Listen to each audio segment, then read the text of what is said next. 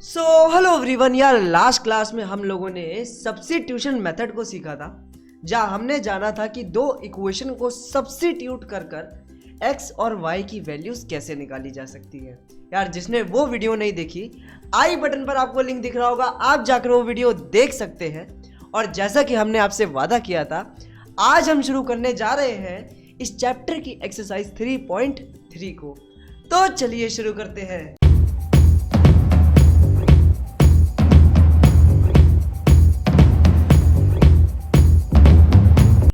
यार एक्सरसाइज 3.3 के अंदर ये पूरी एक्सरसाइज हमारी सब्स्टिट्यूशन मेथड पर बेस्ड है।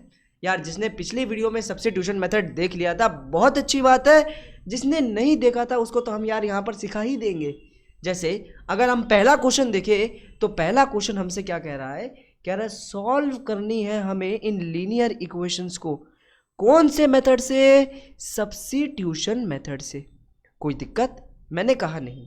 अब देखो सब्स्टिट्यूशन मेथड से जो हमें पहली पेयर ऑफ इक्वेशन सॉल्व करनी है वो ये है, कह रहा है कि दो नंबर है x और y, दोनों को प्लस करने पर आंसर आ रहा है 14, जबकि दोनों को माइनस करने पर आंसर आ रहा है 4।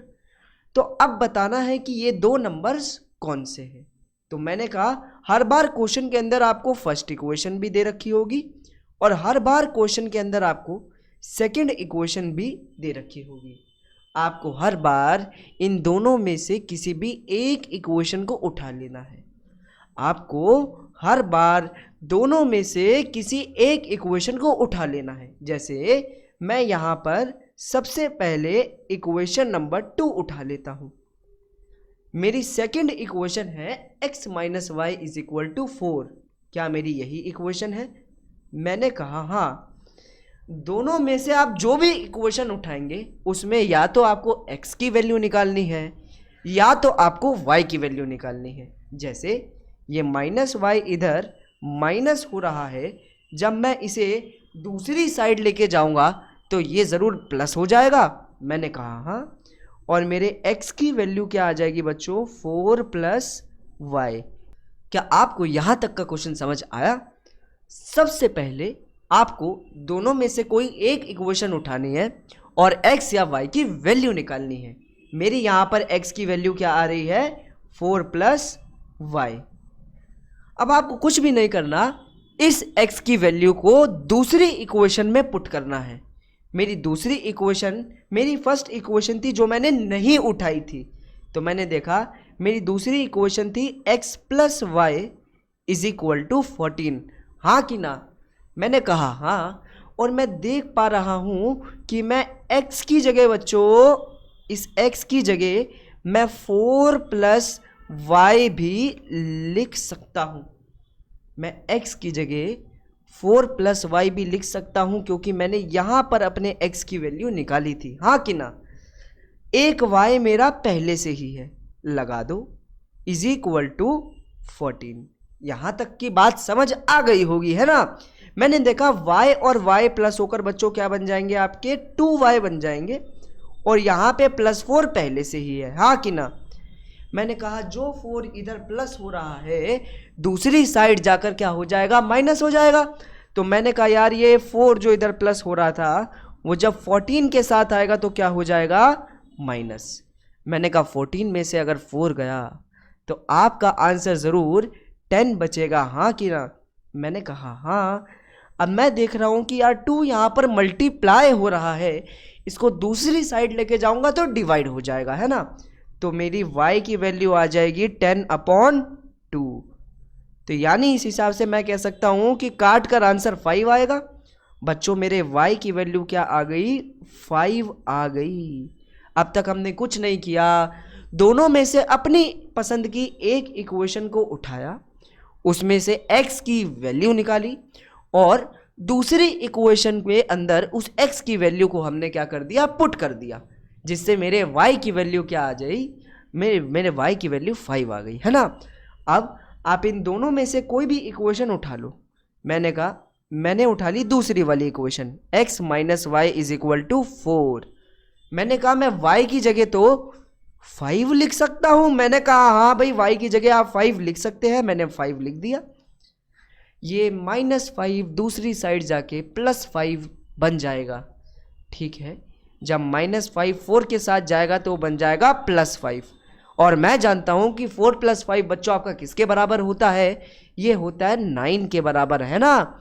तो बच्चों x की वैल्यू मेरी 9 आ गई और y की वैल्यू मेरी 5 आ गई।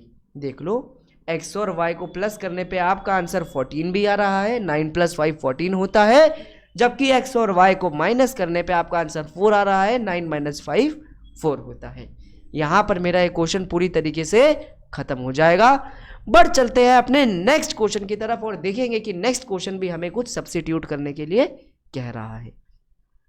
यहां पर भी मुझे पहली इक्वेशन दे रखी है s - t = 3 और दूसरी इक्वेशन मुझे दे रखी है s/3 + t/2 = 6। इसको बना लो सेकेंड इक्वेशन। हर बार तुम्हें अपने पसंद की एक इक्वेशन को उठा लेना है। जैसे यहाँ पर मेरे को फर्स्ट इक्वेशन बहुत छोटी और बहुत आसान लग रही है, तो मैं यहाँ पर सबसे पहले अपनी इक्वेशन 1 को उठा रहा हूँ। बच्चों मेरी इक्वेशन 1 जो है वो है s - t = 3, हाँ कि ना। मैंने जो भी इक्वेशन उठाई है इसमें मेरे को या तो s की वैल्यू निकालनी है या तो t की वैल्यू निकालनी है। तो मैंने कहा ये -t बच्चों इधर माइनस हो रहा है, दूसरी साइड जाएगा तो क्या हो जाएगा, प्लस हो जाएगा। तो मैंने कहा s की वैल्यू आ जाएगी 3 + t।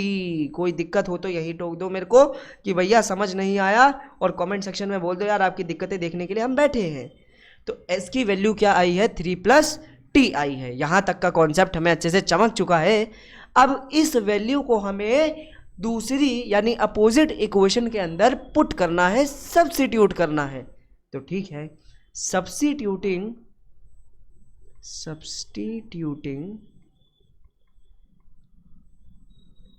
The value of s in equation 2। Substituting की स्पेलिंग ठीक है क्या, SI आएगा, सब्स्टिट्यूटिंग, हाँ सब्स्टिट्यूटिंग ही होगा, ठीक है। चलो सब्स्टिट्यूशन मेथड t आएगा, यार सही लिखा था यार, कभी कभी दिक्कत हो जाती है, हाँ ठीक है। तो यार इस s की वैल्यू को अब हमें दूसरी इक्वेशन के अंदर पुट करना है। सबसे पहले हमने फर्स्ट इक्वेशन उठाई और s की वैल्यू निकाल ली। अब हमें इस s की वैल्यू को इक्वेशन नंबर 2 के अंदर पुट करना है। मेरी इक्वेशन नंबर 2 आप देखेंगे तो यही दे रखी है s/3 + t/2 = 6। अब मैं सिंपली s की जगह बच्चों क्या लिखने वाला हूं, मैं s की जगह डालने वाला हूं 3 + t। तो ठीक है, s की जगह हमने 3 + t डालना है। नीचे मेरा 3 था, t की जगह t रहने दीजिए, 2 की जगह 2 और 6 की जगह आपको 6 रहने देना है। बस जहां पर मेरा s था अब उसकी जगह मैंने 3 + t को सब्स्टिट्यूट कर दिया है। अब यहां पर हम देखेंगे कि हमारी इक्वेशन बन गई है 3 + t अपॉन में 3 + t/2 = 6। जब भी कुछ ऐसी चीज आए तो मेरे को नीचे इनका एलसीएम लेना होता है। बच्चों 3 और 2 का एलसीएम नीचे क्या आएगा, 6 आएगा, और ज़रूर आपका एलसीएम लेने पर यही आंसर आएगा। एक बार आप चेक कीजिए, बिल्कुल मैंने एलसीएम ले लिया है। अब आपको पता है जो ये 2 है वो 3 से भी मल्टीप्लाई होगा और t से भी मल्टीप्लाई होगा, हाँ कि ना। तो मैंने देखा 2 3 आपका आंसर आएगा 6 + 2 × t 2t आंसर आएगा, प्लस 3t अपॉन में 6 = 6। कोई दिक्कत हो तो बोलो, मैंने कहा कोई दिक्कत नहीं है। अभी ये 6 जो इधर डिवाइड हो रहा है इधर आकर क्या हो जाएगा बच्चों, मल्टीप्लाई हो जाएगा, कोई दिक्कत मैंने कहा नहीं। आइए 6 + 2t + 3t = 6। 6 क्या होता है भैया, 36 होता है, बहुत बढ़िया। अब मैंने देखा 2t और 3t को प्लस करोगे तो आपका आंसर क्या आ जाएगा, 5t आ जाएगा। कोई दिक्कत हो तो बोलो, मैंने कहा नहीं कोई भी दिक्कत वाली बात नहीं है। अब मैंने यहाँ देखा ये 6 यहाँ क्या हो रहा है बच्चों प्लस, इसको दूसरी साइड लेके जाएंगे तो ये क्या हो जाएगा माइनस। तो मैंने देखा तो ये 6 अगर दूसरी साइड जाएगा तो क्या हो जाएगा माइनस, 5t की वैल्यू आपकी आ जाएगी 30, ये 5 इधर मल्टीप्लाई हो रहा है दूसरी साइड जाकर क्या हो जाएगा डिवाइड, और कट पिटाकर आपके t की वैल्यू जो है वो क्या आ रही होगी, t की वैल्यू आपकी 6 आ रही होगी। आपने t की तो वैल्यू निकाल ली है, अब दूसरा काम है कि आपको s की वैल्यू निकालनी है ना। मैंने कहा ठीक है, तो मैंने कहा s की वैल्यू निकालने के लिए आप किसी भी इक्वेशन में पुट कर सकते हैं। जैसे मेरी इक्वेशन 1 थी s minus t is equal to 3। अब मैं जानता हूं कि मेरी t की वैल्यू 6 आई है, तो मैं t की जगह 6 लिख दूंगा, ये -6 दूसरी जगह जाके +6 बन जाएगा। s is equal to 3 + 6। अब 3 और 6 को प्लस करने पे आपका आंसर क्या आएगा 9 आएगा। आपके s की वैल्यू यहाँ पर क्या दिखाई पड़ेगी 9 दिखाई पड़ेगी। आपने s की भी वैल्यू निकाल ली है और आपने t की भी वैल्यू निकाल ली है और सवाल यहाँ पर पूरी तरीके से खत्म हो जाता है। बहुत बढ़िया, बढ़ चलते हैं अपने नेक्स्ट क्वेश्चन की तरफ। और यहाँ पर भी हमें बच्चों 2 इक्वेशन दे रखी है, हमें x की भी और y की भी वैल्यू निकालनी है। ये बहुत ही अच्छा क्वेश्चन है, बहुत मजा आएगा करने में। आइए चलिए देखते हैं।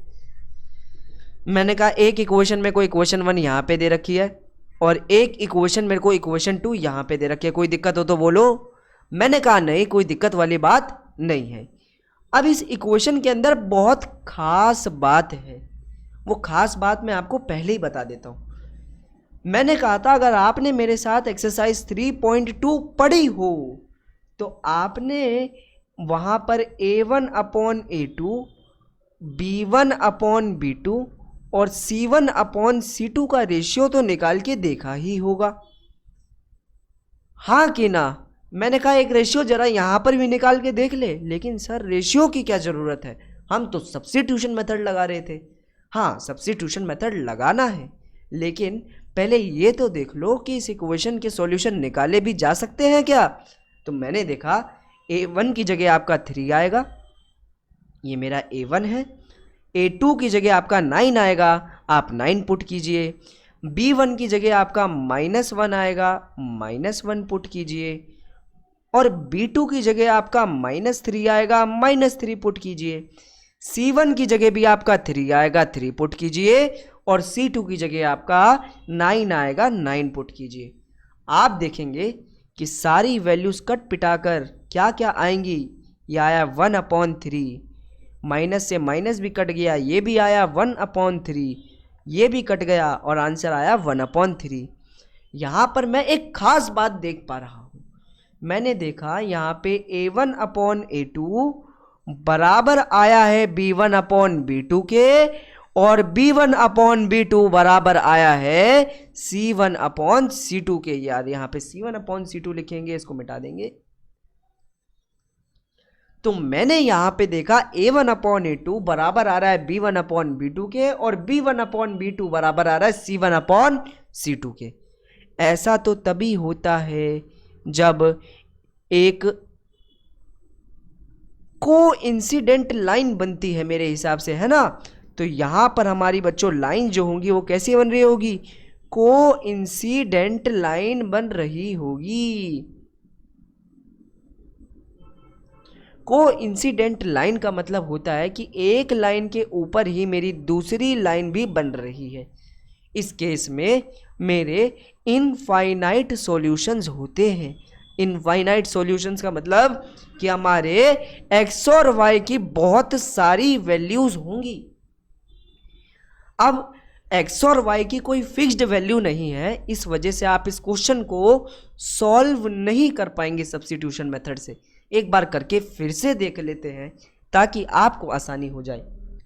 तो मैंने यहाँ पर देखा कि अगर मैं इसे सब्स्टिट्यूशन मेथड की मदद से सॉल्व करना चाहूँ तो मैं सॉल्व नहीं कर सकता, क्योंकि इसके इनफाइनाइट सॉल्यूशंस है, इसका कोई फिक्स्ड सॉल्यूशन तो नहीं है। तो मैंने कहा फिर भी करके देख लेते हैं। जैसे मेरी फर्स्ट इक्वेशन ये रही, मेरी सेकंड इक्वेशन ये रही। सबसे पहले मैंने फर्स्ट इक्वेशन उठाई क्योंकि वो मेरे को आसान लगी, है ना। तो मैंने कहा फ्रॉम इक्वेशन 1, अगर मैं इक्वेशन 1 की बात करूं तो मेरे को इक्वेशन 1 दे रखी है 3x minus y is equal to 3। ये माइनस वाई इधर आके प्लस वाई बन जाएगा। मैंने कहा हाँ, तो ये आ जाएगा 3 प्लस वाई। ये 3 इधर प्लस हो रहा है, इधर आकर क्या हो जाएगा, माइनस हो जाएगा। माइनस कर दो, 3x minus 3 is equal to y. मेरे पास y की एक वैल्यू आ गई है, हाँ कि ना। और जैसा कि सब्स्टिट्यूशन मेथड में मैंने पढ़ाया था, इस y की वैल्यू को आपको अपोजिट इक्वेशन में पुट करना है। मेरी अपोजिट इक्वेशन सेकंड है, तो मैं कहूँगा सब्स्टिट्यूटिंग या putting the value of y, putting the value of y in equation 2। मैं दूसरी इक्वेशन में अपने y की वैल्यू को क्या करके देखूंगा, पुट करके देखूंगा। तो मैंने कहा मेरी दूसरी इक्वेशन जो है वो ये है, x minus 3y is equal to 9। तो मैंने यहां पे देखा मैं y की जगह 3x माइनस 3 भी लिख सकता हूं।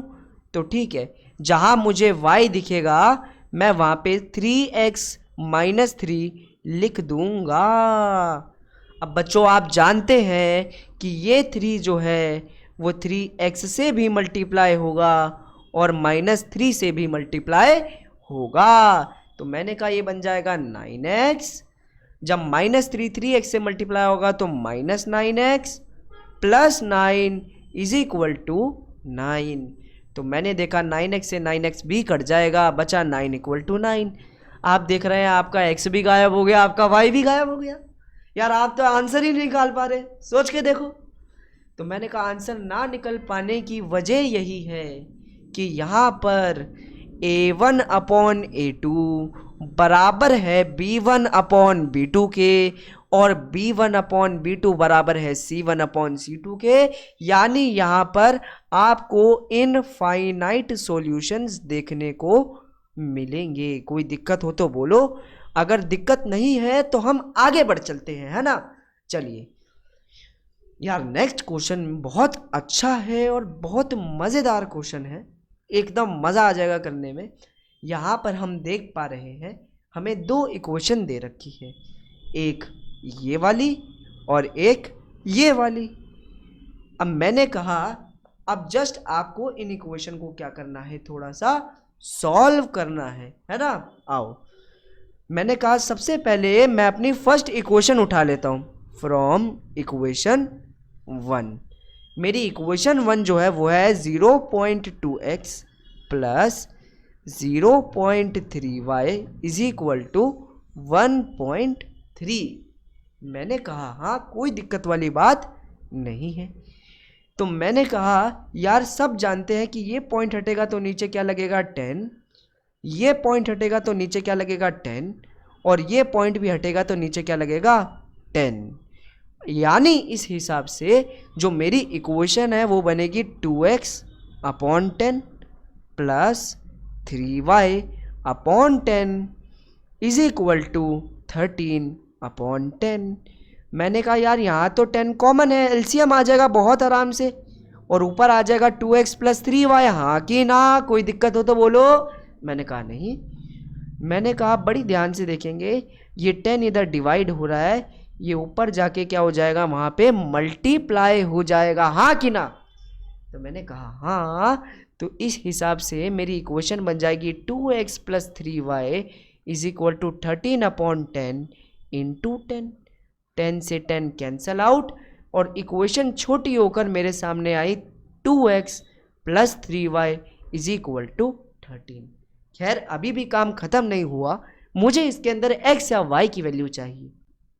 तो मैंने कहा ये 3y इधर प्लस हो रहा है, दूसरी साइड जाएगा तो माइनस हो जाएगा, है ना। तो मैंने कहा ओके, इस 3y को उधर ले जाकर हम क्या कर देते हैं, माइनस कर देते हैं। कोई दिक्कत हो तो बोलो। मैंने कहा नहीं।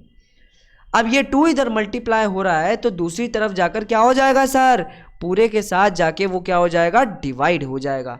अब मेरे पास x की वैल्यू आ चुकी है। इस x की वैल्यू को हमें पुट करना है दूसरी इक्वेशन में। तो लिखेंगे putting the value of x, इस x की वैल्यू को हम पुट कर रहे हैं, वैल्यू ऑफ x कौन सी इक्वेशन में, हम पुट कर रहे हैं इसे दूसरी इक्वेशन में। दिक्कत हो तो बोल दो यहीं पे, वैसे तो दिक्कत नहीं है। दूसरी इक्वेशन मेरी क्या है, 0.4x plus 0.5y is equal to 2.3। मैंने कहा इसके अंदर x की वैल्यू पुट करने से पहले इसको हम थोड़ा सा सॉल्व कर लेते हैं। जैसे 4, यार ये पॉइंट हटेगा तो नीचे 10 लग जाएगा, सब जानते हैं। ये पॉइंट भी हटेगा तो नीचे क्या लग जाएगा सर, 10 लग जाएगा, ये भी सब जानते हैं। और साथ ही साथ ये पॉइंट हटेगा तो नीचे भी क्या लग जाएगा, 10 लग जाएगा, ये बात भी सब जानते हैं। तो मैंने देखा यहाँ पर भी बेस से मैं आप लोग यहाँ पर क्या लेने वाले हैं, एलसीएम लेने वाले हैं, है ना। तो यार यहाँ पर ऊपर आ जाएगा 4x plus 5y is equal to 23/10। ये 10 इधर डिवाइड हो रहा है, ऊपर जाके मल्टीप्लाई हो जाएगा, तो मल्टीप्लाई कर दो। 4x plus 5y is equal to 23/10 और मल्टीप्लाई कर देंगे किससे, 10 से। 10 से 10 काट देंगे, कोई दिक्कत हो तो बोलो, मैंने कहा नहीं। और इक्वेशन आ जाएगी 4x plus 5y is equal to 23। यहाँ तक कोई दिक्कत हो तो बोलो। तो मैंने कहा ठीक है, अब हम इसे आगे सॉल्व करने वाले हैं। इसे एक बार मैं जल्दी से मिटा देता हूँ। ओके, ये पूरी तरीके से मिट चुका है। अब मेरी इक्वेशन थी 4x plus 5y is equal to 23, यही निकली थी अभी तक, देख लो जरा यहाँ पे। मैंने कहा हाँ, अब मैंने कहा मेरे x की वैल्यू मेरे पास पड़ी है, इसे पुट कर दिया जाए तो कितनी अच्छी बात हो जाएगी। मैंने कहा बिल्कुल, बिना किसी देरी के हम x की जगह पर क्या लिख देंगे, 13 माइनस 3y अपॉन में 2 plus 5y is equal to 23। कोई दिक्कत हो तो बोलो, मैंने कहा नहीं। आओ, मैंने कहा 2 से 4 कट गया, कितने पे, 2 पे, तो मेरा बचा 2। 13 minus 3y plus 5y is equal to 23। कोई दिक्कत, मैंने कहा नहीं, कोई भी दिक्कत वाली बात नहीं है। तो मैंने कहा जब 2 मल्टीप्लाई होगा 13 के साथ, आपका आंसर आएगा 26। अब जब 2 मल्टीप्लाई होगा किसके साथ, 3 के साथ, तो आम का आंसर आ जाएगा 6y। साथ में प्लस y पहले से ही लगा हुआ है और बराबर रख देंगे 23 के। अब मैं यहाँ पे देख पा रहा हूँ कि -6y और प्लस 5y, आपका आंसर आ जाएगा -y। -6 प्लस 5 -1 ही तो होता है, कोई दिक्कत हो तो बोलो। मैंने कहा नहीं, कोई दिक्कत वाली बात नहीं है। मैंने कहा -y जब इधर आएगा तो क्या ये +y बन जाएगा, बिल्कुल। तो -y को इधर ले आओ, 26 is equal to 23 plus y। अब ये 23 इधर क्या हो रहा है बच्चों, प्लस हो रहा है, दूसरी साइड जाकर क्या होगा, माइनस हो जाएगा। तो इधर से इधर जाएगा तो क्या हो जाएगा, -26 minus 23 is equal to y, और y की वैल्यू आपकी यहाँ पर क्या आ जाएगी, 3। क्या बात है, हम लोगों ने y की वैल्यू तो निकाल ली है। इसी तरह हम x की वैल्यू भी निकाल लेते हैं। देखिए, हम जानते हैं कि हमारा x जो है वो किसके बराबर है, 13 माइनस 3y अपॉन 2 के। मैंने कहा बिल्कुल, और y की वैल्यू मेरी 3 आ चुकी है। तो मैंने कहा बस y की जगह आपको क्या पुट कर देना है बच्चों, 3 पुट कर देना है अपॉन में 2। ये बराबर आएगा आपके x के। तो मैंने कहा हाँ, तो मैंने कहा 3 3 होता है बच्चों 9 अपॉन 2। 13 में से 9 गए तो 4 बचेगा। मैंने कहा बिल्कुल, इसको काट दो, आपके x की वैल्यू क्या आ जाएगी, 2। तो मैंने देखा x की वैल्यू आ रही है 2 और y की वैल्यू क्या आ रही है बच्चों, 3 आ रही है। क्वेश्चन यहाँ पे समाप्त हो जाएगा। बढ़ चलते हैं अपने नेक्स्ट क्वेश्चन की तरफ। क्या बात, क्या बात, बहुत तगड़ा क्वेश्चन, मज़ा आ जाएगा। वैसे इस क्वेश्चन को ओरली भी किया जा सकता है, बट हम रिटर्न करेंगे, ठीक है। यहाँ पर भी हमें दो इक्वेशन दे रखी है और बहुत प्यारी इक्वेशन है दोनों की दोनों। हमें एक्स और वाई की वैल्यू निकालनी है। अब बहुत से बच्चे होते हैं जिन्हें रूट से डर लगता है। खैर रूट कोई डरने वाली बात नहीं है, बहुत छोटी सी चीज होती है। आपको दोनों में से कोई भी एक इक्वेशन उठा लेनी है जो आपको पसंद हो। तो मैंने कहा यहाँ पर तो मुझे फर्स्ट इक्वेशन अच्छी लग रही है, तो मैं सबसे पहले उठाऊंगा इक्वेशन नंबर 1। मैंने कहा जो मेरी फर्स्ट इक्वेशन है वो फर्स्ट इक्वेशन मेरे को दे रखी है √2x plus √3y is equal to 0। तो मैंने यहाँ पे देखा कि यार यहाँ पर तो ये √2x क्या हो रहा है प्लस, इसको दूसरी साइड ले जाओ माइनस हो जाएगा। तो मैंने कहा √3y बराबर आएगा -√2x के। कोई विपत्ति आई हो तो बोलो। मैंने कहा नहीं। आओ आगे देखते हैं। तो मैंने कहा यार यहाँ पे मेरा √3 मल्टीप्लाई हो रहा है, दूसरी साइड जाएगा तो ये √3 तो क्या हो जाएगा, डिवाइड हो जाएगा। दिक्कत हो तो यहीं बोल दो। मैंने कहा नहीं। आगे देखते हैं, आगे आगे आगे आगे देख लेते हैं। इसको तो पहले डब्बे में डाल दो। अब इस y की वैल्यू को हम पुट करेंगे दूसरी इक्वेशन के अंदर। Putting the value of y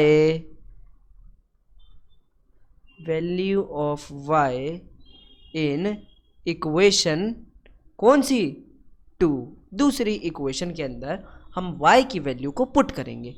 बच्चों दूसरी इक्वेशन हमें दे रखी है √3x minus √8y is equal to 0।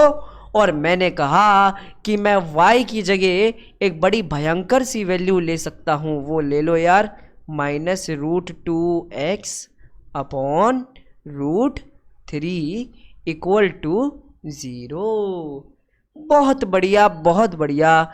आगे देखिए, मैंने कहा कि सॉल्व करने पर मेरा आंसर क्या आ जाएगा। देखो माइनस और माइनस आपका प्लस हो जाएगा और √8 इंटू √2 हो जाएगा √16। कोई दिक्कत हो तो बोलो। मैंने कहा नहीं, कोई दिक्कत वाली बात नहीं है। मैंने कहा अब मैं इस पूरी इक्वेशन के अंदर देखूं तो दोनों के पास x है, यहाँ पे मेरा x कॉमन है। यहाँ पर x को कॉमन ले लो, अंदर क्या बचेगा, अंदर बचा एक √3 और बचा √16 अपॉन √3 इक्वल टू 0। कोई दिक्कत हो तो बोलो। मैंने कहा नहीं, कोई दिक्कत वाली बात नहीं है। अब मैंने देखा ये पूरी वैल्यू यहाँ पर क्या हो रही है सर। मैंने कहा ये पूरी वैल्यू यहाँ पर तो मल्टीप्लाई हो रही है x के साथ। जब मैं उसे उधर लेके जाऊँगा तो डिवाइड हो जाएगी 0 के साथ। तो मैंने कहा क्या बात, तो 0 से पूरी वैल्यू डिवाइड होगी और 0 से कोई भी नंबर डिवाइड हो तो आपका आंसर क्या आ जाएगा, 0 आ जाएगा। कोई दिक्कत हो तो बोलो। ये इधर मल्टीप्लाई हो रही है, 0 के साथ जाके डिवाइड हो जाएगी और 0 से कोई भी नंबर डिवाइड हो तो आंसर 0 आएगा। और यहाँ पे मेरे x की वैल्यू क्या आ गई, 0। कोई दिक्कत हो तो सर बोल दीजिए, वैसे तो दिक्कत नहीं है।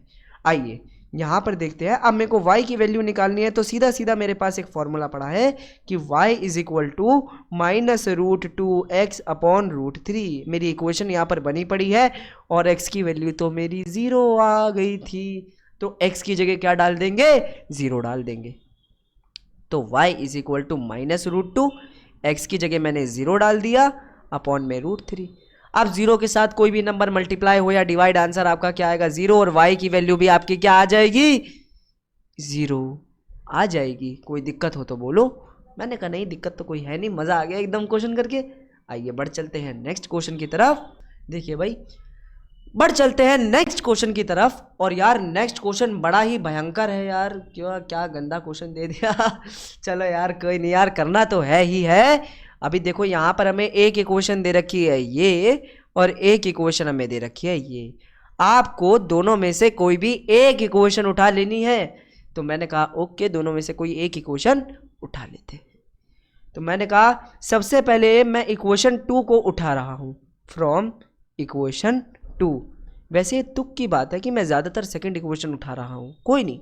आओ दूसरी इक्वेशन दे रखी है x/3 plus y/2 is equal to 13/6। कोई दिक्कत हुई हो तो बोलो। मैंने कहा नहीं। अभी यहाँ पर हम लोग क्या ले लेते हैं, एलसीएम ले लेते हैं। तो मैंने कहा ठीक है, 3 और 2 का एलसीएम आएगा 6, फिर इसे क्रॉस मल्टीप्लाई करेंगे जैसे नॉर्मल एलसीएम के अंदर करते हैं। आपका आंसर आएगा 2x plus 3y upon 6 is equal to 13/6। देखिए यार, ये 6 यहाँ पर डिवाइड हो रहा है, ऊपर जाके मल्टीप्लाई हो जाएगा। मैंने कहा हाँ, तो आ जाएगा 2x plus 3y is equal to 13/6 multiply by 6। 6 से 6 काट दो, आपका आ जाएगा 2x plus 3y is equal to 13। मैंने कहा यहाँ पे ये 3y प्लस हो रहा है, दूसरी साइड जाके माइनस हो जाएगा, तो 2x की वैल्यू आ जाएगी 13 माइनस 3y। हम ये सारा संघर्ष कर रहे हैं कि हम x की वैल्यू निकाल सके, फिर हम उसे दूसरी इक्वेशन में पुट करेंगे। अभी 2 यहाँ पे मल्टीप्लाई हो रहा है, दूसरी साइड जाकर क्या हो जाएगा, डिवाइड, तो x की वैल्यू आ जाएगी 13 माइनस 3y अपॉन में 2। इस बात को बहुत ध्यान में रखेंगे। अब हर बार की तरह putting the value of x, इस x की वैल्यू को हम इक्वेशन 1 के अंदर यानी अपोजिट इक्वेशन के अंदर पुट करने वाले हैं, है ना। आओ, putting the value of x, putting the value of x in equation 1। मेरी फर्स्ट इक्वेशन मुझे क्या दे रखी है, फर्स्ट इक्वेशन दे रखी है 3x upon 2 minus 5y upon 3 is equal to -2। कोई दिक्कत नहीं। आइए, मैंने कहा यार यहाँ पर सबसे पहले तो क्या करते हैं, x की जगह वैल्यू पुट कर देते हैं। मेरे x की वैल्यू यहाँ पर दे रखी है। अभी यार x की वैल्यू पुट करते आओ। 3/2 तो पहले से ही है। अब इस x की जगह हमें क्या डाल देनी है, पूरी वैल्यू डाल देनी है। x की जगह 13 माइनस 3y अपॉन 2 डाल देते हैं। कोई दिक्कत हो तो बोलो। Minus 5y upon 3 is equal to -2। इतना आ गया। मैंने कहा हाँ। अब ये नॉर्मल सॉल्विंग हो चुकी है, जहाँ पर सबसे पहले 2 और 2 मल्टीप्लाई होगा तो नीचे तो मेरा आंसर क्या आ जाएगा, 4 आ जाएगा। अब ये 3 13 से भी मल्टीप्लाई होगा और ये 3 से भी मल्टीप्लाई होगा। आओ, 13 3 मेरे हिसाब से, अरे यार ये तो क्वेश्चन ही चेंज हो गया।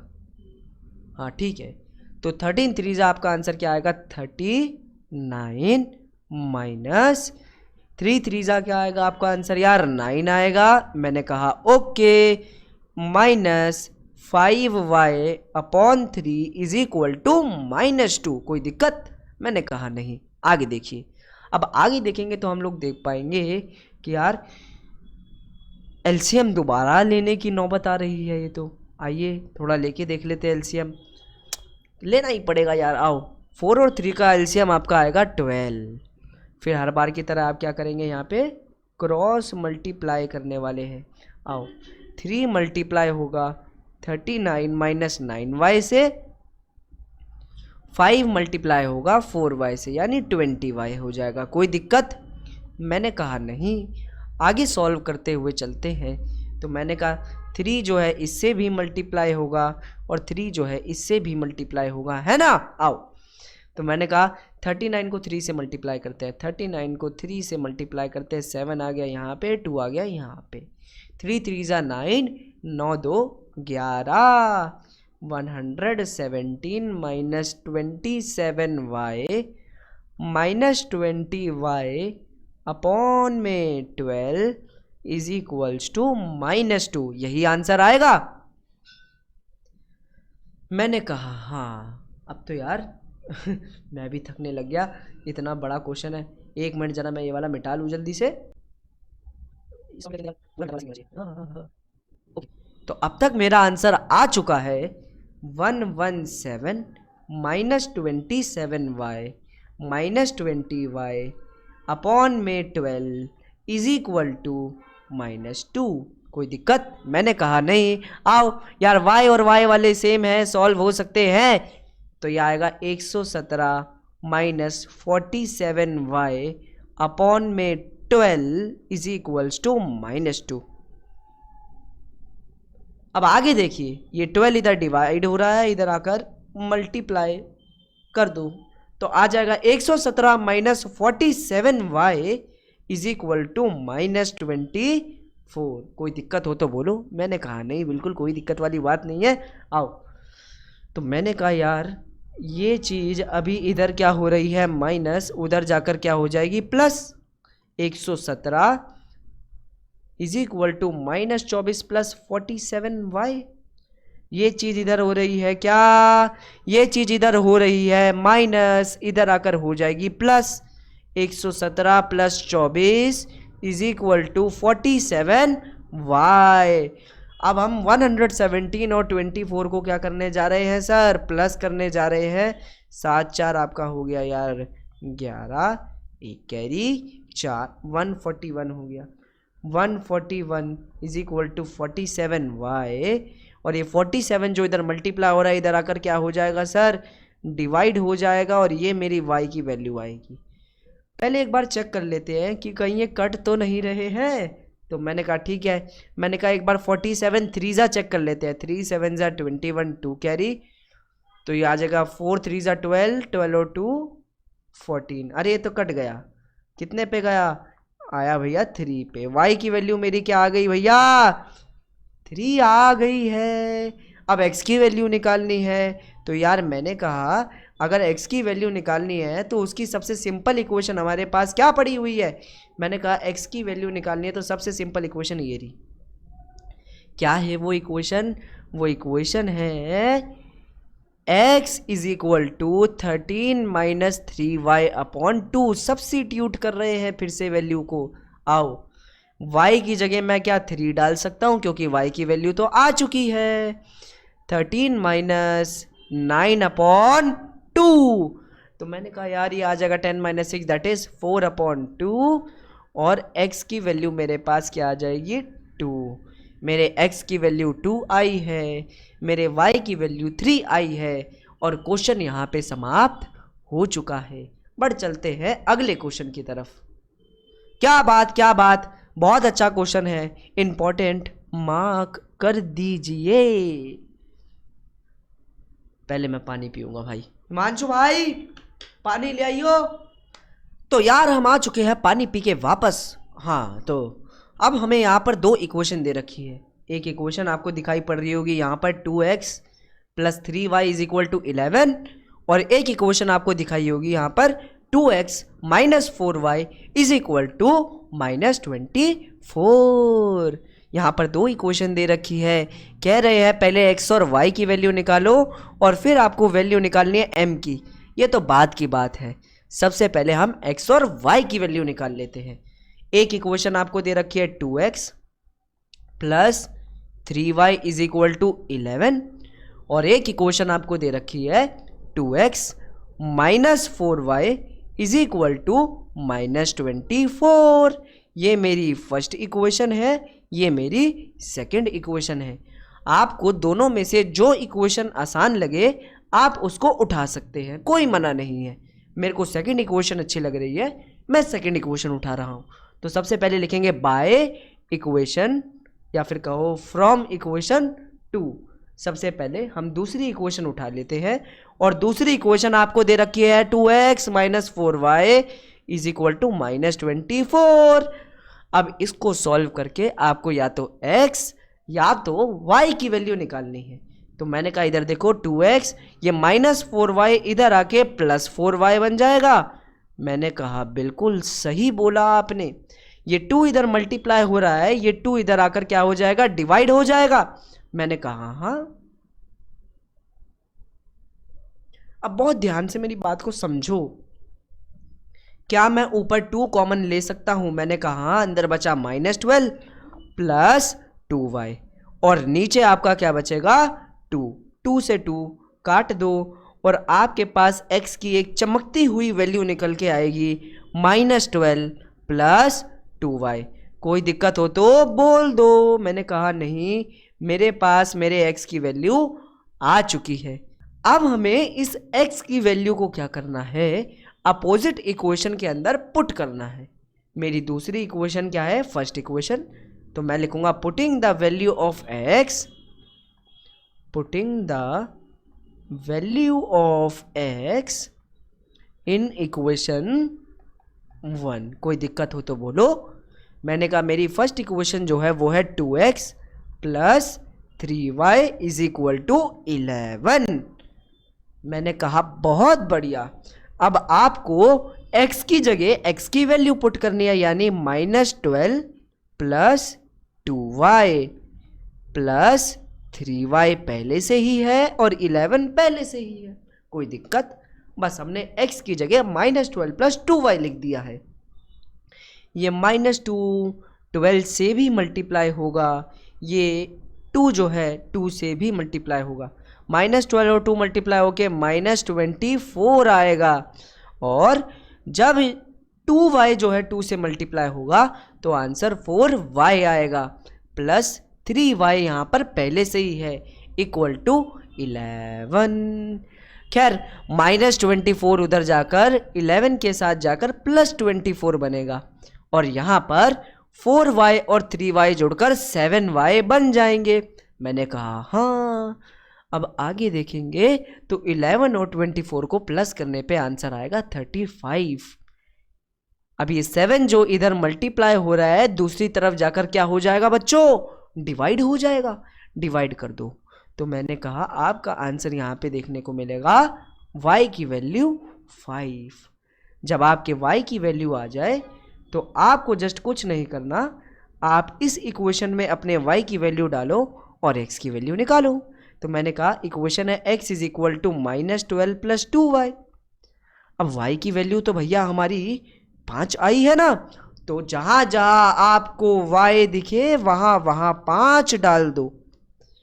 तो मैंने कहा -12 प्लस 2 5 जा क्या होगा 10, तो आंसर आएगा -2। आपके पास अब x की भी वैल्यू है और y की भी वैल्यू है। क्वेश्चन कह रहा है कि आपको एक और इक्वेशन दे रखी है, वो इक्वेशन मैं यहाँ पे क्लाउड में बना रहा हूँ, आप देखिए y is equal to mx plus 3। Equation है y is equal to mx plus 3, और क्वेश्चन ही कह रहा है find the value of m। इस m की ही वैल्यू निकालनी है, और m की वैल्यू तब तक नहीं निकल सकती थी जब तक मेरे पास x और y की वैल्यू नहीं है। अब आप खुद देखिए मेरे पास मेरे x की वैल्यू जो है वो -2 है और y की वैल्यू 5 है, तो y की जगह मैंने 5 डालना है और x की जगह मुझे -2 डालने की ज़रूरत है, हाँ कि ना? मैंने कहा हाँ बिल्कुल हाँ, कोई दिक्कत वाली बात नहीं है। मैंने कहा ये +3 इधर प्लस हो रहा है, दूसरी साइड जाके 5 के साथ क्या हो जाएगा माइनस हो जाएगा। कोई दिक्कत हो तो मुझे यहीं आप बोल दीजिए। 5 में से 3 गया तो क्या बचा 2 is equal to m into -2। यहाँ -2 m के साथ मल्टीप्लाई हो रहा है, दूसरी साइड जाकर वो क्या हो जाएगा डिवाइड हो जाएगा। बहुत सिंपल, कट के आपका आंसर क्या आ जाएगा -1। ये आपकी m की फाइनल वैल्यू आई है, आप अच्छे से देख लीजिए एक बार। तो मैंने कहा वाह आंसर तो आ गया है, बहुत मज़ेदार आंसर आया है। मैंने कहा ओके, यहाँ तक की चीज़ समझ आ गई होगी, बढ़ चलते हैं अपने नेक्स्ट क्वेश्चन की तरफ। वीडियो काफ़ी लंबा होने वाला है, एंजॉय करिए, पॉपकॉर्न लेके बैठिए साथ में और कॉपी भी लेकर बैठिए। अब इस क्वेश्चन में आपको यहाँ पे कुछ प्रैक्टिकल प्रॉब्लम्स दी जाएंगी, उस प्रैक्टिकल प्रॉब्लम्स को आपको सॉल्व करना है सब्स्टिट्यूशन मेथड से। कोई दिक्कत हो तो सर बोल दो। मैंने कहा नहीं, और ऐसे क्वेश्चन आपको करने में मज़ा आ जाएगा। आइए, तो क्वेश्चन हमसे क्या कह रहा है? क्वेश्चन ने हमसे क्या कहा कि यार 2 नंबर्स हैं, वो 2 नंबर हमें नहीं पता कौन से हैं, ठीक है, लेकिन उनके बीच का डिफरेंस हमें 26 दे रखा है। पहले देखो क्वेश्चन हमने क्या कहा, क्वेश्चन कह रहा है 2 नंबर्स है, तो यहीं पर हम लेट कर लेते हैं कि हमारा जो फर्स्ट नंबर है वो क्या है x है। Let first number be x। हमें वो 2 नंबर पूरे क्वेश्चन में नहीं बोला, तो हमने फर्स्ट नंबर को क्या माना x एंड सेकंड नंबर भी y। हमने सेकंड नंबर को क्या मानना है बच्चों y। कोई दिक्कत हो तो बोलो। मैंने कहा नहीं, सबसे पहले फर्स्ट नंबर को x और सेकंड नंबर को क्या मानेंगे y मानेंगे। अब क्वेश्चन ने कहा उन दोनों नंबर्स के बीच का डिफरेंस जो है वो हमें 26 दे रखा है। तो मैंने कहा ठीक है, दोनों नंबर के बीच का डिफरेंस यानी माइनस जो है वो आपको 26 दे रखा है, कोई दिक्कत? मैंने कहा नहीं। और दूसरी बार में क्वेश्चन ने कहा one number is 3 times the other, जो एक नंबर है वो 3 गुना है दूसरे नंबर का, 3 गुना है, 3 टाइम्स है। तो आपने छोटी क्लासेस में पढ़ा है कि इस केस में आप मल्टीप्लाई करते हैं, है ना? तो जब मैं 3 से y को मल्टीप्लाई कर दूंगा तो मेरे पास x आ जाएगा। तो मैंने कहा x जो है वो 3 टाइम्स है y का, कोई दिक्कत? तो मैंने कहा यहाँ तो कोई दिक्कत ही नहीं है, यहाँ तो सारा काम मिल गया, मज़ा आ गया। जैसे मान लो ये मेरी फर्स्ट इक्वेशन बन गई और ये मेरी सेकंड इक्वेशन बन गई। सेकंड इक्वेशन में सीधा सीधा मुझे बोल रखा है कि आप x की जगह 3y भी डाल सकते हैं। तो मैंने क्या करना है, मेरी जो फर्स्ट इक्वेशन है यहाँ पे दिखाई पड़ रही है फर्स्ट इक्वेशन, इसमें सीधा सीधा x की जगह मैं 3y सब्स्टिट्यूट कर दूंगा, कोई दिक्कत हो तो बोल दो। मैंने कहा 3y में से अगर y चला गया तो मेरे पास 2y बचेंगे, 3y में से एक y गया तो 2y बचेंगे। ये 2 इधर मल्टीप्लाई हो रहा है, दूसरी साइड जाकर क्या हो जाएगा, डिवाइड हो जाएगा, कोई दिक्कत हो तो बोलो। मैंने कहा नहीं, आंसर कटेगा और y की वैल्यू मेरे पास क्या आ जाएगी, 13। मैंने कहा 13 तो आ गई है, अब x की वैल्यू निकालने के लिए आपको इसी में y की वैल्यू पुट कर देनी चाहिए। हम जानते हैं कि x जो है वो 3y के बराबर है और y की जगह तो मैं 13 भी लिख सकता हूँ, और इस हिसाब से मेरा x किसके बराबर होगा, मेरा x 39 के बराबर होगा। तो यहाँ पर आप देख पा रहे हैं जो x है वो 3 टाइम्स है y का, यानी y को 3 से मल्टीप्लाई कर दोगे तो x आ जाएगा, और इन दोनों के बीच का डिफरेंस भी 26 आ रहा है।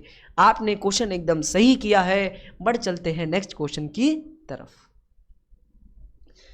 तो मैंने कहा बहुत प्यारा क्वेश्चन है और क्वेश्चन मज़ेदार क्वेश्चन है, और इस क्वेश्चन को सीखने से पहले आपको छोटी क्लास की 2 चीज़ें बताना चाहूँगा।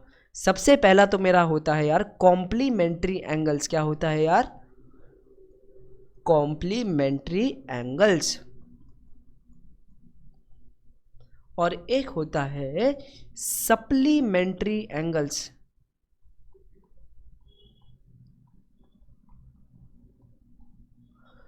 कॉम्प्लीमेंट्री एंगल्स बच्चों ऐसे एंगल्स होते हैं जिन एंगल्स का सम जो है वो 90 डिग्री होता है, और सप्लीमेंट्री एंगल्स ऐसे एंगल्स होते हैं जिनका सम 180 डिग्री होता है। आपको कहीं लिखना हो तो आप लिख भी सकते हैं। जैसे अगर मैं बात करूं 120 डिग्री और 60 डिग्री दोनों को प्लस करने पे 180 डिग्री आ रहा है, तो ये सप्लीमेंट्री एंगल्स है, कोई दिक्कत? मैंने कहा नहीं। और जैसे मान लो 45 डिग्री और 45 डिग्री दोनों ही एंगल्स को प्लस करने पे 90 आ रहा है, तो कॉम्प्लीमेंट्री एंगल्स है।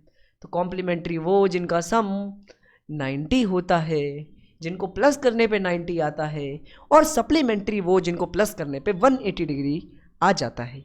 आइए अब आगे देखेंगे। तो क्वेश्चन में हमसे क्या कहा गया है, क्वेश्चन में हमसे कहा गया यार 2 एंगल्स हैं, हमें नहीं पता। तो यहाँ पर सबसे पहले हम क्या करेंगे, लेट फर्स्ट एंगल जो है वो x है, जो हमारा फर्स्ट एंगल है वो हम क्या मानेंगे भैया, वो x है। Let first angle be x, and मान लेते हैं कि हमारा सेकंड एंगल जो है वो y है। हमें दोनों ही एंगल नहीं दे रखे। अब क्वेश्चन कह रहा है कि ये जो 2 सप्लीमेंट्री एंगल्स हैं, अरे वाह, 2 सप्लीमेंट्री एंगल्स है, इसी लाइन से एक इक्वेशन है, सप्लीमेंट्री है तो दोनों को प्लस करने पर क्या आएगा, मैंने कहा दोनों को प्लस करने पे 180 आएगा, कोई दिक्कत नहीं। अब कह रहा है ये दोनों सप्लीमेंट्री एंगल्स कुछ इस तरीके से है कि इसमें जो बड़ा वाला एंगल है, जो लार्जर एंगल है, वो स्मॉलर एंगल से 18 ज़्यादा है, वो स्मॉलर एंगल से 18 ज़्यादा है, मतलब मैं स्मॉलर एंगल में 18 प्लस कर दूंगा तो मेरे पास लार्जर एंगल आ जाएगा, कोई दिक्कत नहीं। अब मैं यहाँ देख पा रहा हूँ मेरी कितनी इक्वेशन बनी है, मेरी 2 इक्वेशन बनी है, हाँ कि ना। मैंने कहा दूसरी इक्वेशन में तो सीधा सीधा मुझे x की वैल्यू थमा दी है, इसी x की वैल्यू को आपको इक्वेशन 1 के अंदर पुट करना है। इक्वेशन 1 है x plus y is equal to 180। मैं तो x की जगह y प्लस 18 भी लिख सकता हूं, तो इस x की जगह कुछ मत कीजिए, आप y प्लस 18 लिख दीजिए, प्लस y पहले से ही है, 180 पहले से ही है, कोई दिक्कत। मैंने कहा नहीं, मैंने कहा y और y प्लस करने पे आपका आंसर 2y हो जाएगा। मैंने कहा क्या बात, मज़ा आ गया। ये 18 इधर प्लस हो रहा है, इधर आकर क्या हो जाएगा, माइनस हो जाएगा। तो मैंने कहा 180 में से अगर 18 गया 170 में भी 162 बचना चाहिए। 8 0 7 1, हाँ 162 बचेगा। अब 2 जो है इधर मल्टीप्लाई हो रहा है, इधर आकर क्या हो जाएगा, डिवाइड कर दो, डिवाइड जल्दी से। आंसर क्या आ जाएगा 81, और मेरा पहला एंगल जो निकल गया y वो निकला 81 डिग्री। आइए इसके बाद अगर हम देखें तो हम देख पाएंगे कि मेरी एक इक्वेशन है जिससे मैं x की वैल्यू बड़ी आराम से निकाल सकता हूँ, वो ये रही। अब मैं यहाँ पे y की जगह क्या डाल देता हूँ, 81 डाल देता हूँ। 81 और 18 को प्लस करूँगा तो मेरा आंसर आएगा 99। क्या आएगा, मेरा आंसर आएगा 99। दूसरा एंगल भी आ गया। अब आखिर में आपको लिखना है 2 एंगल्स आर, जो आपके 2 एंगल्स निकले वो निकले 99 डिग्री एंड 81 डिग्री। ये डिग्री ना लगाने के आपके नंबर कट जाएंगे, ध्यान से करिएगा क्वेश्चन। बढ़ चलते हैं नेक्स्ट क्वेश्चन की तरफ। तो यार बहुत प्यारा क्वेश्चन है, बहुत मज़ा आएगा इस क्वेश्चन को करके भी। ऐसा क्वेश्चन शायद हमने पहले भी कर रखा है, लेकिन हमने वो ग्राफिकल मेथड से किया था। आइए, तो कह रहा है क्रिकेट कोच हैं हमारे, वो क्रिकेट कोच जो है कुछ बैट और कुछ बॉल खरीद रहे हैं। अब हमें क्वेश्चन में ही बोला है कि आपको फाइंड करनी है cost of 1 bat and 1 ball. तो क्वेश्चन के अंदर मुझे नहीं पता कि एक बैट की कॉस्ट कितनी है और एक बॉल की कॉस्ट कितनी है। तो यहाँ पे हम लेट कर लेंगे कि cost of 1 bat be x. मान लिया कि एक बैट की कॉस्ट एक्स होगी एंड कॉस्ट ऑफ 1 बॉल, एक बॉल की जो कॉस्ट है वो तुम्हारी y होगी। हमने ऐसा मान लिया, ठीक है। अब क्वेश्चन कह रहा है कि उसने 7 बैट खरीदे और 6 बॉल खरीदी। तो एक बैट के लिए x लगते थे, तो 7 बैट के लिए 7x लगेंगे, प्लस एक बॉल के लिए y लगता था तो 6 बॉल के लिए 6y लगेगा, इज इक्वल टू 3800। कोई दिक्कत हो तो बोलो। मैंने कहा नहीं, कोई दिक्कत वाली बात नहीं है, यहाँ पे मज़ा आ गया। फिर मैंने आगे देखा, मैंने देखा उसी बंदे ने फिर 3 बैट खरीदे हैं। एक बैट के लिए x लगता था, 3 बैट के लिए 3x लगेगा, और साथ ही साथ 5 बॉल खरीदी है, प्लस एक बॉल के y तो 5 बॉल के 5y। तो उसको कितना खर्चा आया, 1750 रुपये का खर्चा आया। अब हमें क्वेश्चन के अंदर एक बैट और एक बॉल की कॉस्ट निकालनी है। अब मैं बड़ी ध्यान से देखूं तो मेरे को यार फर्स्ट इक्वेशन और सेकंड इक्वेशन दे रखी है, इसी को सब्स्टिट्यूट करके मेरे को आंसर निकालना है। चलिए, आपको जो इक्वेशन आसान लगे वो इक्वेशन आप यहाँ पर उठा सकते हैं। जैसे मेरे को सेकंड इक्वेशन बहुत आसान लग रही है, तो मैं लिखूंगा फ्रॉम इक्वेशन सेकंड। मैं दूसरी इक्वेशन उठा रहा हूँ। दूसरी इक्वेशन मेरे को क्या दे रखी है, वो दे रखी है 3x plus 5y is equal to 1750। मैंने कहा 5y इधर प्लस हो रहा है, इधर आकर क्या हो जाएगा, माइनस हो जाएगा। तो मैंने कहा 3x is equal to 1750 minus 5y। 3 इधर मल्टीप्लाई हो रहा है, दूसरी तरफ क्या होगा आके, मैंने कहा दूसरी तरफ आकर ये भैया ये लो डिवाइड हो जाएगा। क्या मेरे पास मेरे x की वैल्यू आ गई है? मैंने कहा हाँ, x की वैल्यू आ गई है। इसे डब्बे में डाल देंगे बहुत मज़ेदार तरीके से। अब बस इस x की वैल्यू को अपोजिट इक्वेशन के अंदर पुट करना है। अपोजिट इक्वेशन क्या है? मेरी फर्स्ट है putting the value of x, putting the value of x in equation 1। कोई दिक्कत हो तो बोलो। मैंने कहा नहीं, कोई दिक्कत नहीं है। मेरी फर्स्ट इक्वेशन जो है वो है 7x plus 6y is equal to 3800, है ना? मैंने कहा हाँ। अब मैं यहाँ पर देख पा रहा हूँ कि मैं x की जगह एक बहुत बड़ी वैल्यू डालूंगा। 1750 minus 5y upon 3 is equal to, मतलब अभी तो प्लस 6y है यार, इज इक्वल टू 3800। यहाँ तक की कहानी हमें बहुत अच्छे से समझ आ चुकी है। अब कुछ नहीं करना सर, ये 7 इससे भी मल्टीप्लाई होगा और ये 7 इससे भी मल्टीप्लाई होगा, दोनों से मल्टीप्लाई होगा तो कर दो। सबसे पहले 1750 को मल्टीप्लाई करना है किससे? 7 से।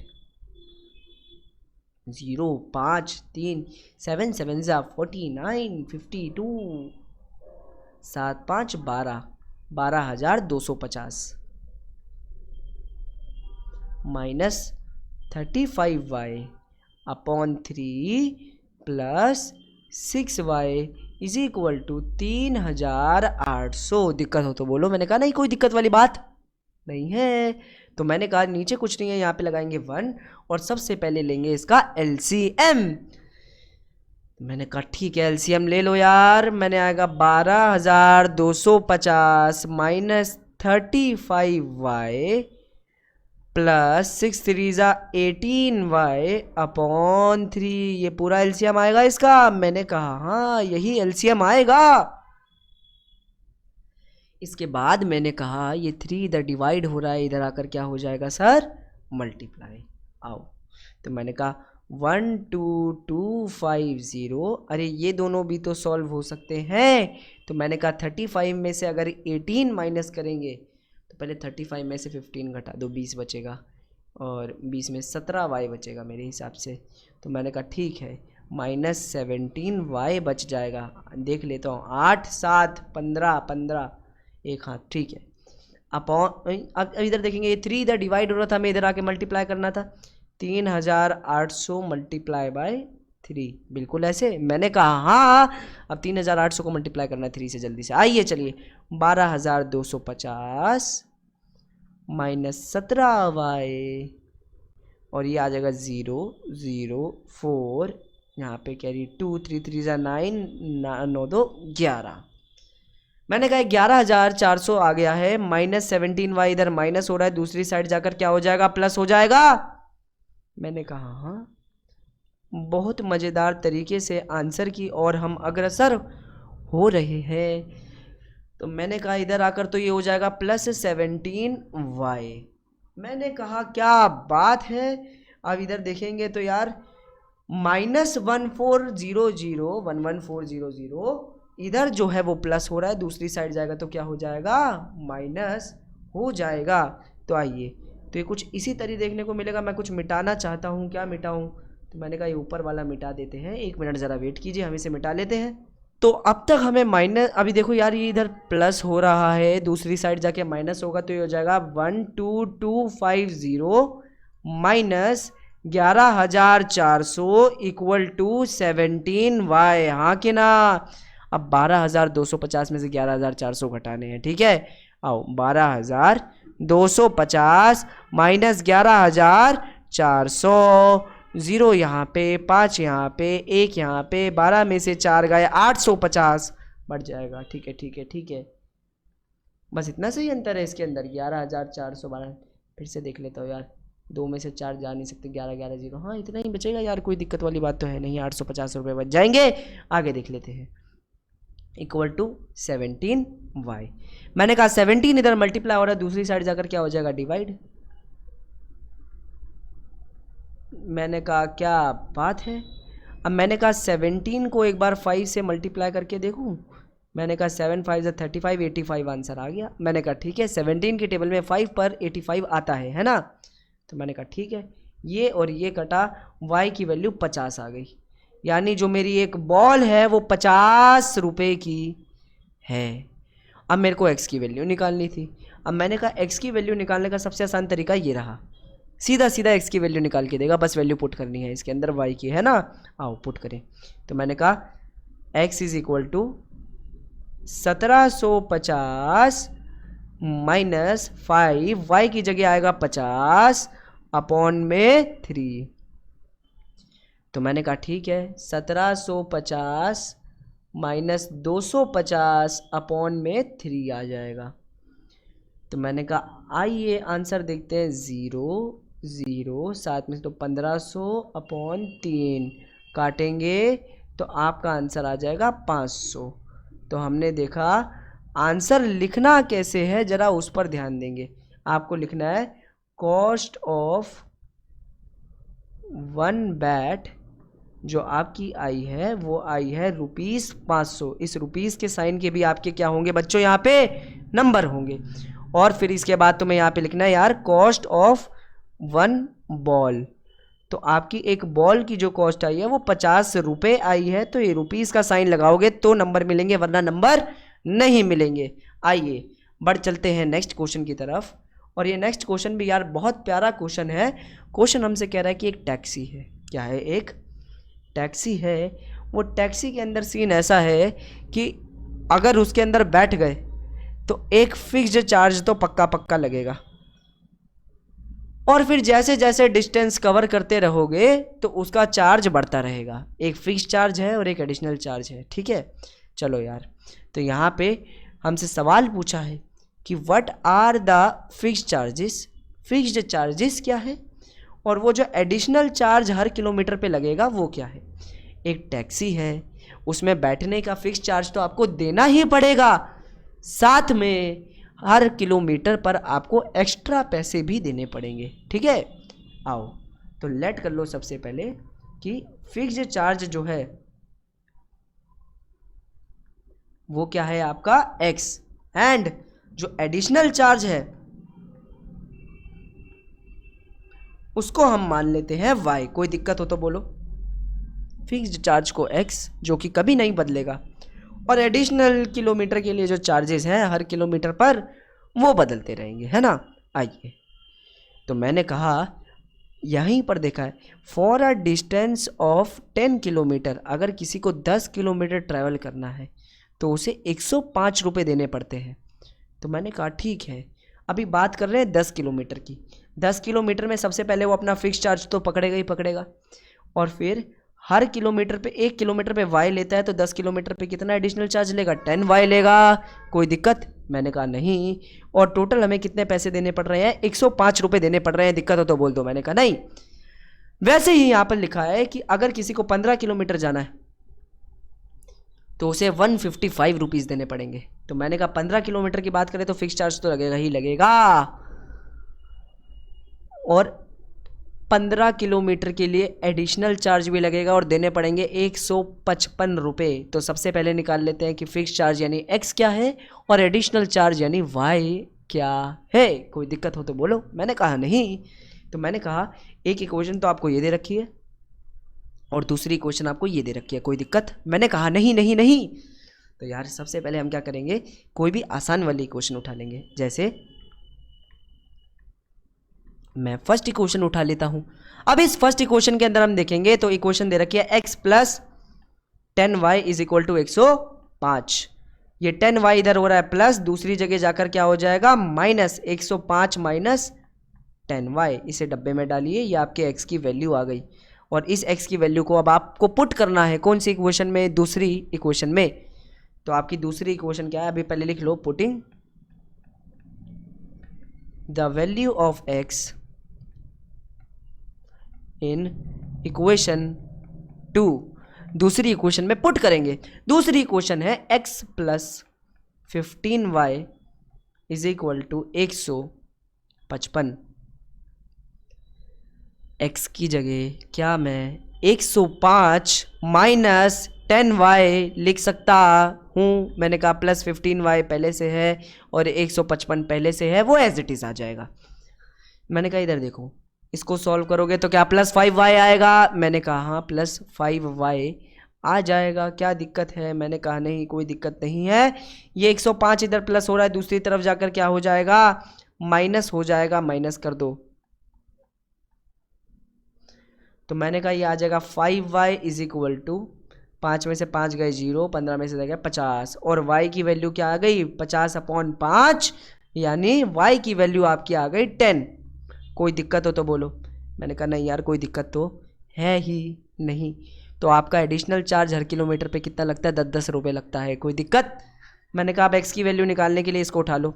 हम जानते हैं कि x is equal to 105 minus 10y। तो मैंने कहा यार y की जगह तो मैं यार 10 ले लेता हूँ क्योंकि y की वैल्यू 10 आई है। तो मैंने कहा यार 10 10 क्या हो गया यहाँ पे 100 और x की वैल्यू मेरे पास सीधी सीधी क्या आ गई? 5, यानी जो फिक्स चार्ज आपको बैठने का लगता है वो 5 रुपये लगता है। क्वेश्चन ने एक और चीज़ पूछी है, पहले तो ये बता दो यहाँ पे तुम्हारा फिक्स चार्ज क्या आया है, बताना सीखो। क्वेश्चन के अंदर फिक्स चार्ज आपका आया है ₹5 और एडिशनल चार्ज आपका क्या है? वो आया है ₹10। अब क्वेश्चन ने हमसे क्या पूछा कि अगर किसी बंदे को 25 किलोमीटर ट्रैवल करना है तो कितने पैसे देने पड़ेंगे। मैंने कहा 25 किलोमीटर की बात कर रहे हैं भैया, फिक्स्ड चार्ज तो लगेगा ही लगेगा और 25 किलोमीटर के लिए एडिशनल चार्ज भी लगेगा, हाँ कि ना?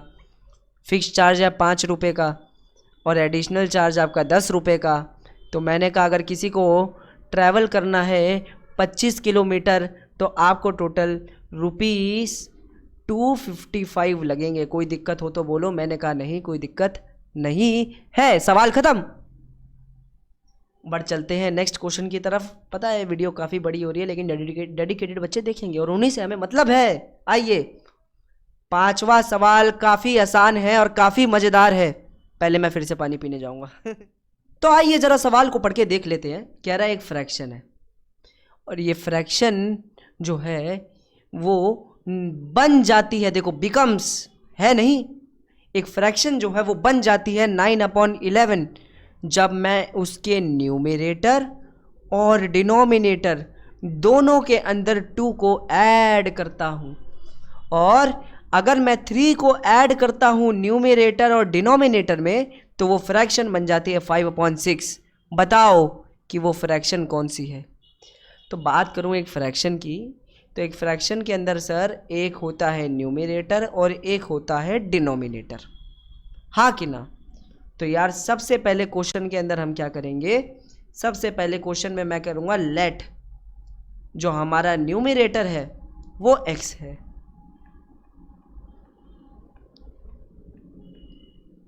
और जो हमारा डिनोमिनेटर है वो भी हमें नहीं दे रखा।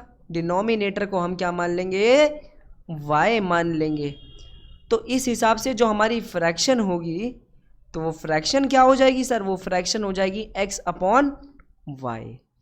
तो मैंने कहा अगर न्यूमरेटर निकालना है तो x की वैल्यू निकाल दो, डिनोमिनेटर निकालना है तो y की वैल्यू निकाल दो। समझ पा रहे हो? तो मैंने कहा हाँ हम समझ पा रहे हैं।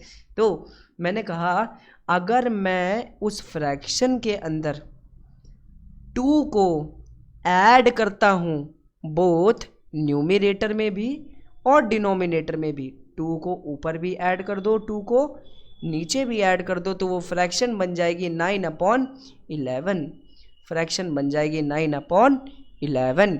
यहाँ पे आपको क्रॉस मल्टीप्लाई अपनाना है तो 11 को मल्टीप्लाई करना है x+2 से, 9 को मल्टीप्लाई करना है y+2 से। कोई दिक्कत हो तो बोल दो। मैंने कहा नहीं कोई दिक्कत वाली बात नहीं है।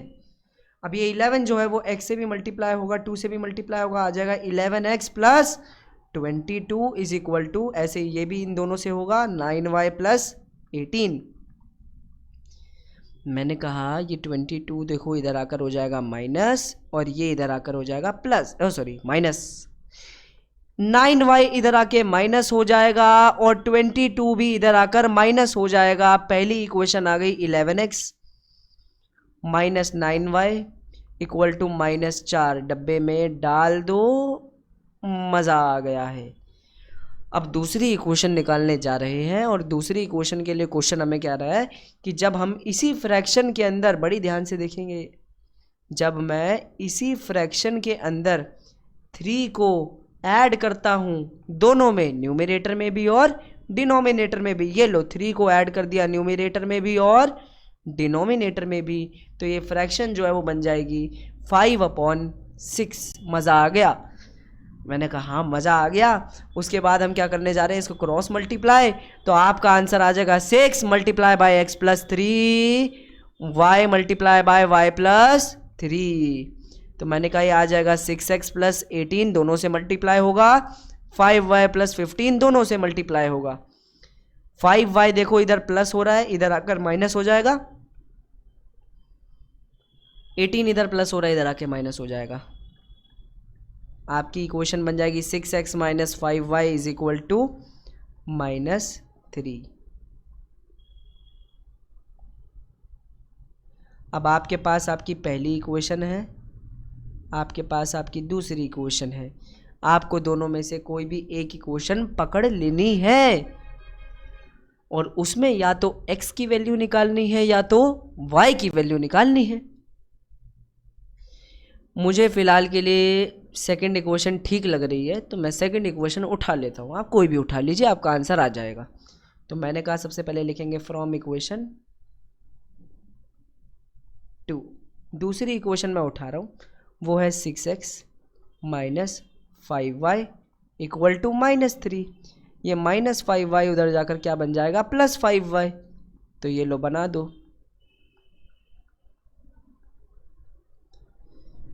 अब ये 6 इधर मल्टीप्लाई हो रहा है दोनों से, इधर आकर क्या हो जाएगा, डिवाइड। ये लो -3 प्लस 5y और यहाँ पर क्या आ जाएगा नीचे 6। इस x की वैल्यू को बहुत संभाल के रखो क्योंकि आगे बहुत काम आएगी। अब इसी x की वैल्यू को आपको पुट करना है फर्स्ट इक्वेशन के अंदर। आपकी फर्स्ट इक्वेशन आपको क्या दे रखी है सर? मैंने कहा सर आपकी फर्स्ट इक्वेशन है 11x minus 9y is equal to -4। अब यहाँ पे x की जगह हम एक बहुत बड़ी वैल्यू पुट करने जा रहे हैं, है ना। x की जगह डालेंगे -3 plus 5y upon 6 minus 9y is equal to -4। अब ये ऊपर वाला 11 3 से भी मल्टीप्लाई होगा और 5 से भी मल्टीप्लाई होगा। -33 प्लस 55y अपॉन में 6 minus 9y is equal to -4। मैंने कहा नीचे कुछ नहीं है तो आप यहाँ पे क्या लेंगे, एलसीएम। आइए एलसीएम लेना कंटिन्यू रखेंगे। एलसीएम लेके आपका आंसर आ जाएगा 6 और ऊपर क्या आएगा यार, -33 प्लस 55y माइनस 54y। एक बार आप एलसीएम लेके ज़रूर देखें कि आपका आंसर ये आ रहा है या नहीं आ रहा है। मैंने कहा अभी फर्दर सॉल्व करने के लिए मैं यहाँ से मिटा देता हूँ, ठीक है। तो थोड़ा इंतज़ार करें, थोड़ी प्रतीक्षा करें जब तक मैं इसे मिटा रहा हूँ। चलिए भाई, अब तक मेरा आंसर आ गया -33 plus 55y minus 54y upon 6 is equal to -4। मैंने कहा ये 6 इधर डिवाइड हो रहा है, इधर आकर क्या हो जाएगा, मल्टीप्लाई। तो आओ कर दो, -33। अरे ये दोनों भी तो सॉल्व हो सकते हैं। 55y में से 54y गए तो अब सिर्फ हमारे पास एक y बचेगा। -4 into 6 -33 plus y is equal to -24। मैंने कहा ओके, आगे देखिए। आगे देखेंगे तो ये -33 उधर जाकर +33 हो जाएगा, यानी 33 में से 24 को हमें क्या करना है, माइनस करना है। तो आंसर तो 9 आना चाहिए। 6 3 हाँ 9 एकदम करेक्ट है। आइए मेरे पास y की वैल्यू आ चुकी है। अब x की वैल्यू निकालने के लिए आप इसमें पुट कर सकते हैं। तो मैंने कहा आइए पुट करते हैं। हम जानते हैं x is equal to -3 plus 5 y की जगह 9 डाल दिया है अपॉन 6, यही आएगा। मैंने कहा हाँ यही आएगा। आगे देखिए, इसको भी मिटा देते हैं।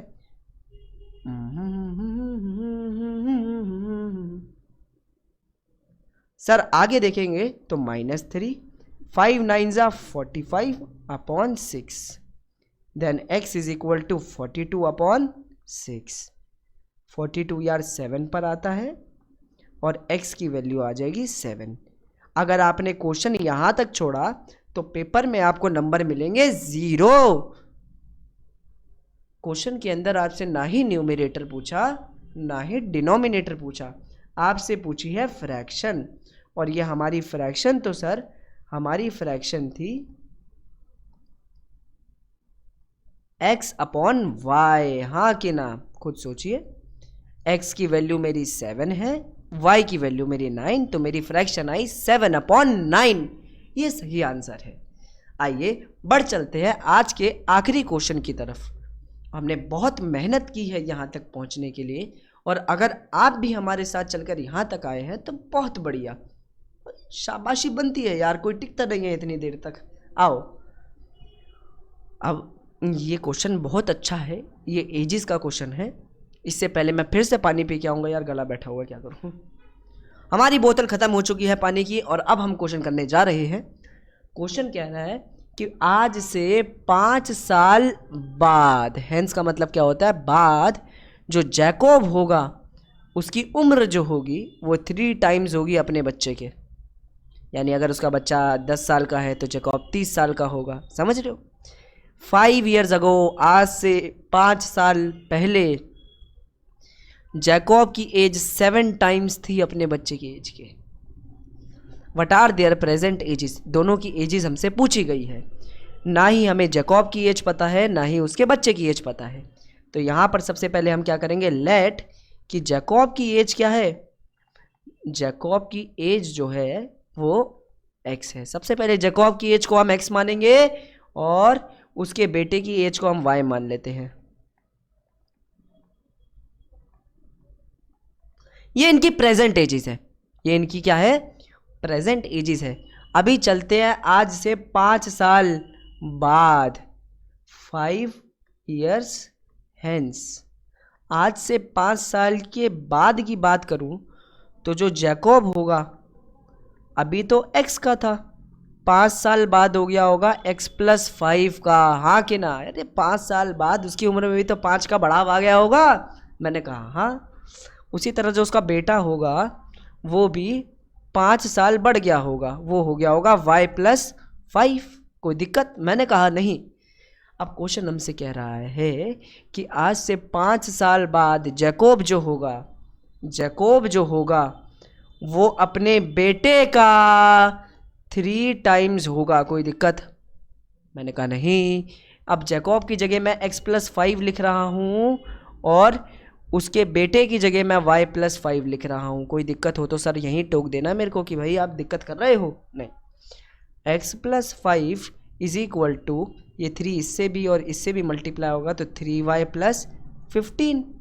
अब ये 5 इधर प्लस हो रहा है, दूसरी जगह जाकर क्या हो जाएगा, minus. x is equal to 3y + 15 minus 5। 15 में से 5 गए तो कितना बचा सर, 10 बच गया। मैंने कहा हाँ 10 बच गया। मेरी पहली क्वेश्चन भी मेरे हाथ में आ गई। आगे देखेंगे तो यार आगे हम देख पाएंगे। अब हम चलते हैं आज से 5 years अगो, 5 years अगो, आज से 5 साल पहले चल रहे हैं। अभी बात करते हैं जैकोब की और उसके सन की। आज जैकोब x उम्र का है, आज से 5 साल पहले उसकी एज 5 कम रही होगी, और उसका बेटा आज y का है तो आज से 5 साल पहले उसकी बेटे की एज y - 5 रही होगी। कह रहे तब जैकोब जो था वो 7 टाइम्स था अपने सन का, तो जैकोब जो था वो 7 टाइम्स था किसका, सन का 7 टाइम्स था, हाँ कि ना? जैकोब की जगह मैं x - 5 लिख रहा हूँ, उस समय की बात है क्योंकि और सन की जगह मैं y माइनस 5 लिख रहा हूँ, तो ये आ जाएगा x minus 5 is equal to 7y minus 35, दोनों से मल्टीप्लाई होगा, माइनस 5 उधर जाके प्लस 5 बन जाएगा, तो मैंने कहा x is equal to 7y minus 35 plus 5, तो x की वैल्यू आ जाएगी 7y माइनस 30। तो मैंने कहा बड़ी ध्यान से देख पाएंगे कि यार x की एक वैल्यू तो मेरे पास पड़ी है 3y प्लस 10, तो क्यों ना x की जगह 3y प्लस 10 ही लिख दिया जाए, हाँ कि ना। तो मैंने x की जगह 3y प्लस 10 लिख दिया। अब बस सॉल्व करना है, माइनस 30 इधर माइनस हो रहा है, दूसरी जगह जाकर क्या हो जाएगा प्लस, ऐसे, और ये 3y इधर प्लस हो रहा है, इधर आकर क्या हो जाएगा माइनस हो जाएगा। 40 इज इक्वल टू 4y, और क्या बात। तो मैंने कहा ये 4 इधर आकर डिवाइड हो जाएगा, तो मैंने कहा y की वैल्यू क्या आ जाएगी 10, उसका बच्चा आज 10 साल का है। अब पिताश्री की भी एज निकाल लो, तो ये रही मेरी पिताश्री की एज x, तो मैंने कहा x is equal to 3y plus 10, यानी 3 इंटू 10 प्लस 10, तो मैंने कहा ठीक है, ये हो गया 30 प्लस 10 दैट मीन्स 40, है ना। तो अब आपको क्वेश्चन के आखिर में ऐसे लिखने की आदत डाल लेनी है कि तो जैकब की एज क्या आई है, जैकब की एज आई है 40 ईयर्स, और सन की एज क्या आई है 10 ईयर्स। यहाँ पे आपकी पूरी एक्सरसाइज मैंने ख़त्म करवा दी है, और आप भी यार मेहनत करो और 2-2 बार एक्सरसाइज के क्वेश्चन करके देखो, तभी समझ आएगा। और कोई भी डाउट हो तो प्लीज़ कमेंट सेक्शन में ज़रूर लिख दो कि ये डाउट है, बड़ा बड़ा करके लिखो, हम सारे कमेंट्स रोज़ देखते हैं और सबका रिप्लाई करते हैं। और यार तब तक के लिए प्रैक्टिस करते रहो, और साइंस की वीडियोस देखनी है तो आपको अभी थोड़ी देर में दिखाई पड़ जाएंगी, और तब तक के लिए यार बाय बाय।